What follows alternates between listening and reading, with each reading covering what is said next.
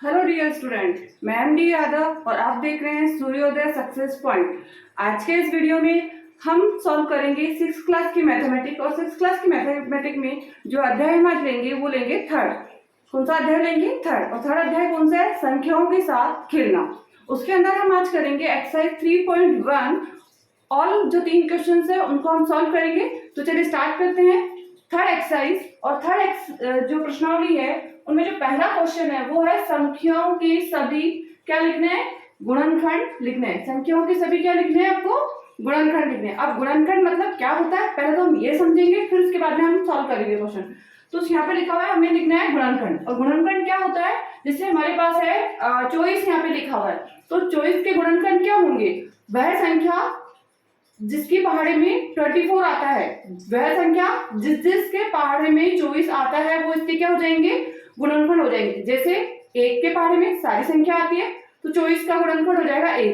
2 के पहाड़े में 24 आता है तो 2 इसका गुणनखंड। 3 के पहाड़े में आता है 3, 4, 6, 8, ऐसे जिसके पहाड़े में 24 आता है वो सारे इसके क्या होंगे? गुणनखंड होंगे। तो चलिए स्टार्ट करते हैं। सबसे पहला जो क्वेश्चन है हमारा कि संख्याओं के गुणनखंड हमको लिखने हैं और उसमें से हमारे पास जो संख्या है वो कौन सी है? 24 है। क्या है? 24। और 24 के जो गुणनखंड होंगे वो होंगे, सबसे पहला ये ध्यान रखना है, एक सभी का गुणनखंड होगा। यदि कोई संख्या 4 के पहाड़े में आती है तो वो 2 का भी गुणनखंड होगा। यदि कोई संख्या 6 में आती है तो वो 2 और 3 दोनों का ही गुणनखंड होगा। ये आपको ध्यान रखना है। तो सबसे पहले 1 में आता है तो 1 तो ऑल में लेना है। अब 2 आएगा या नहीं आएगा? क्या 4 में आता है 24? या 4 में आता है तो ये किसमें आएगी? 2 में भी आएगी। 3 में, 3 की टेबल में, 3 की टेबल में 24 आता है तो 3 भी इसका क्या होगा? गुणनखंड। 4 ले लेते हैं, 1, 2, 3, 4 तो हो गया। अब इसके बाद में क्या होगा? कौन सी टेबल में आता है? तो 6 के बारे में 24 आता है, 6 चौके 24। फिर उसके बाद में देखेंगे तो 8 एकम 8, 8 दूनी 16, 8 के 24, क्योंकि 3 का पारा हम 8 बार बोलेंगे तो 8 भी इसका क्या हो जाएगा? गुणनखंड हो जाएगा। और क्या हो जाएगा? 12, 12 एकम 12, 12 दूनी 24 हो जाएगा। और 24 के पारे में तो ये आती है तो और क्या हो जाएगा आपका? 24। तो 1, 2, 3, 4, 6, 8 और 12 और 24 जो है वो 24 के क्या है? गुणनखंड है। अब ले लेते हैं हम नेक्स्ट क्वेश्चन। नेक्स्ट क्वेश्चन हमारे पास है 21। नेक्स्ट क्वेश्चन क्या है? 21। और 21 के गुणनखंड है 1 में आता है, 3 के पारे में आता है और तीनों साथ है 21 तो 7 के पारे में भी आता है। और 7 के पारे के बाद ये आता है 21 में। 7 के पारे के बाद ये किसमें आता है? 21 के पारे में आता है। तो 1, 3, 7 और 21, 1, 3, 7 और 21 क्या होंगे? इसके गुणनखंड होंगे। अब ले लेते हैं हम दूसरी संख्या। और दूसरी संख्या जो हमारे पास है वो है 12। हम 12 का करेंगे तो 12 के गुणनखंड क्या होंगे? 1, 2, 1 हो गया, 2 हो गया, 3, 4, 6, 1 के पारे में आता है 2, 3, 2 6 के 12, 3 चौक 12, 4 3 का 12, 6 चौक 6 दूनी 12 और ये आता है और किसमें आता है? और आता है 12 में ही आता है, क्योंकि सारे ये जो संख्या है वो तो खुद का गुणनखंड होता ही है। तो ये क्या हो गया आपका? 12। अब हम लेंगे 18 और 18 को देखेंगे। नेक्स्ट जो हमारे पास है 18। और 18 किस पारे में आता है? तो 1 के पारे में आता है, 2 में आता है, 3 में आता है, 6 में आता है, 9 में आता है। तो इन सारी संख्या को हम लेंगे यहाँ पर। 1 में आएगा, 3 में, 6 में, 9 में आता है और किसमें आएगा? और इसके बाद में आता है 18 में। किसमें आएगा? 18 में। आगे और क्वेश्चन हम ले लेते हैं 36। और 36 जो है 1 में आएगा, 2 में आता है, 3 में आएगा, 4, 4 9 36 हो जाता है। अब 4 के पहाड़े में आ रहा है तो 2 में तो आएगा, इसलिए 2 के पहाड़ा तो हम नहीं बनाएंगे, लेकिन 4 के पहाड़े में आ रहा है मतलब वो 2 के पहाड़े में भी आता ही है। और 6, अब 3 का पारा वैसे तो हम देख लेंगे, 3 एकम 3, 3 दूनी 6 कट हो रहा है तो 3 का है, लेकिन अगर 6 के पारे में भी आ रहा है तो वो 3 भी के पारे में भी वो आएगा। तो जो 36 है उसका गुणनखंड क्या होगा? 3 भी होगा। अब 4 9 36 तो 9 भी होता है, 12 3 36 तो 12 भी होगा। 12 के बाद में 18 और क्या हो जाएगा? 36। 18 और 36 जो होंगे इसके क्या होंगे? गुणनखंड होंगे। अब नेक्स्ट ले लेते हैं हम 15, और 15 के जो गुणनखंड होंगे वो होगा 1, 3, 5 और 15। 1, 3, 5 और 15 इसके क्या होंगे? गुणनखंड होंगे।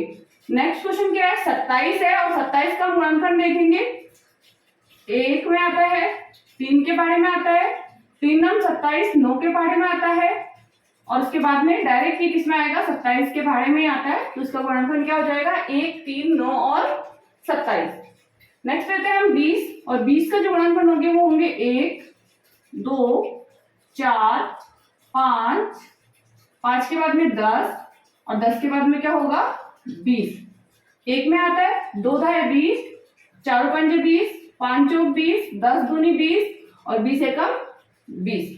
तो 20 के गुणनखंड क्या हो गए? 1, 2, 4, 5, 10 और 20। अब लेते हैं 23। तो 23 का आपको याद रखना है कि 23 1 होता है, और इसके बाद में इसका जो गुणनखंड होता है वो 23 खुद ही संख्या होती है, क्योंकि इसके अलावा किसी भी पहाड़े में 23 नहीं आती, क्योंकि 23 जो है क्या है? अभाज्य संख्या है। 23 क्या है? एक अभाज्य संख्या है। अब हमको क्या देखना है? संख्याओं के प्रथम 5 गुणज। क्या लिखने हैं हमको? संख्याओं के प्रथम 5 गुणज हम देखेंगे। संख्याओं के प्रथम 5 गुणज। गुणज का मतलब क्या होता है? इसमें तो था कि किस किस के पहाड़े में मतलब जैसे 15 है, 15 किस किस के पहाड़े में आता है, तो वो क्या हो जाएंगे? गुणनखंड हो जाएंगे। लेकिन अब हमारे पास है गुणज। गुणज का मतलब ये होता है कि जैसे हमारा 5 है, और 5 के कौन कौन से गुणज होंगे? जो 5 के पहाड़े में जो जो संख्या आएगी वही इसके क्या होंगे? गुणज होंगे। तो प्रथम 5 हमको लिखना है, तो 5 एकम 5, 5 दूनी 10, 5 त्रिका 15, 5 चौक 20, 5 में 25।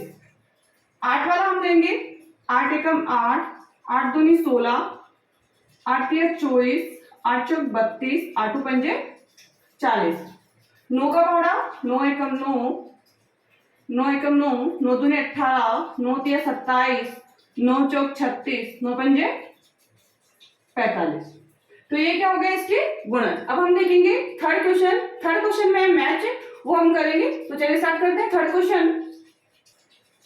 थर्ड क्वेश्चन में हमको करना है मैच कॉलम ए को बी से हमको क्या करना है? मैच करना है, मिलान करना है। तो सबसे पहला हम देखेंगे, हमारे पास है 35, और 35 क्या है? तो हम इधर से बोलेंगे और इधर हम मैच करेंगे।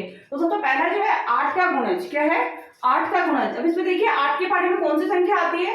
35 आती है, 15 आती है, 16, 20 और 25। तो कौन सी संख्या आती है 8 के पहाड़े में? 16। तो हम इसको 8 के गुणज से इसको हमने मैच कर दिया। तो ए का क्या हो गया? मैचिंग 16। अब नेक्स्ट है 7 का गुणज। 7 के पहाड़े में कौन सा? गुणज का मतलब है पहाड़े में आनी चाहिए वो संख्या। तो 7 का गुणज कौन सा हो गया? 15, 35, 15, 20 और 25। तो इसमें 7 का गुणज जो होता है 7 पंजे 35 होता है, तो 7 का गुणज हो गया 35। अब हम लेंगे 70 का गुणज। देखिए इसमें 70 के पहाड़े में कोई ऐसी संख्या है? 15 आता है। 15 तो 70 तो छोटी है, वो तो उसका गुणज हो ही नहीं सकता। 20 भी नहीं हो सकता, और 25 भी उसका गुणज नहीं हो सकता। तो ये हमारे पास नहीं है अभी फिलहाल के लिए, हम इसको छोड़ते हैं। डी वाला 30 का गुणनखंड 30 किसके पहाड़े में आता है? क्या 15 में आता है? क्या 20 में? 25 में? 25 में नहीं आता है, 20 में भी नहीं आता है, तो 15 दूनी 30। तो 30 का गुणनखंड क्या हो गया? 15। अब 50 का गुणनखंड, 50 किस पहाड़े में आता है? तो देखेंगे दो संख्या हमारे पास बची है, 20 और 25 है। तो 20 हम देखेंगे, तो 20 का में आती है नहीं, तो 25 के पहाड़े में 50 आता है, तो हम ले लेंगे इसको 25। नेक्स्ट है एफ वाला 20 का गुणनखंड। तो 20 का गुणनखंड, क्योंकि एक ही संख्या हमारे पास बची है 20, तो हम इसको ले लेंगे, और इसका जो हमारे पास ऑप्शन ही नहीं दिया हुआ बुक में, तो हम इसको नहीं लेंगे, ये कट हो जाएगा। बाकी सारे हमारे क्या हो गए? राइट हो गए। यदि वीडियो आपको पसंद आए तो प्लीज वीडियो को लाइक एंड शेयर जरूर कीजिए।